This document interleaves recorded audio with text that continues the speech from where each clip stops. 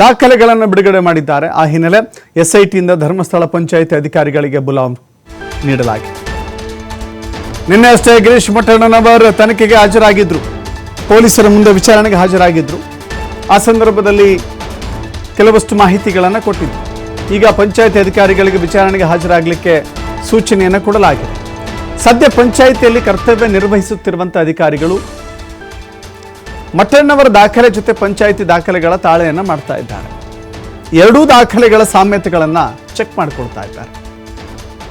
ಈ ಬಗ್ಗೆ ಅಧಿಕಾರಿಗಳಿಂದ ಮಾಹಿತಿ ಸಂಗ್ರಹಕ್ಕೆ ಮುಂದಾಗಿದ್ದಾರೆ. ಇತರ ದಾಖಲೆಗಳ ಬಗ್ಗೆಯೂ ಕೂಡ ಪಂಚಾಯಿತಿಯಿಂದ ಮಾಹಿತಿ ಸಂಗ್ರಹ ಆಗುತ್ತೆ.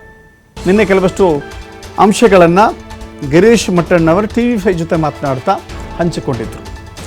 ಯಾವ ವರ್ಷದಲ್ಲಿ ಯಾವ್ಯಾವ ಯುವತಿಯರು ಕಾಣೆಯಾಗಿದ್ದಾರೆ, ಅವ್ರಿಗೆ ಎಷ್ಟು ವರ್ಷ, ಹೂತಾಕಿದ್ದೆಲ್ಲಿ, ಕೆಲವಷ್ಟು ಪತ್ತೆಯಾಗಿರುವ ಅಥವಾ ಪತ್ತೆಯಾಗದ ಯುವತಿಯರ ವಿಚಾರದಲ್ಲಿ ಯಾಕೆ ಮಾತನಾಡ್ತಿಲ್ಲ ಅಂತ ಹೇಳಿದ್ರು. ಹೀಗಾಗಿ ಮಠಣ್ಣವರ ನೀಡಿರುವಂಥ ಮಾಹಿತಿ ಆಧಾರದ ಮೇಲೆ ಪಂಚಾಯಿತಿ ಅಧಿಕಾರಿಗಳಿಗೆ ಈಗ ಬುಲಾವ್ ಕೊಟ್ಟಿದ್ದಾರೆ.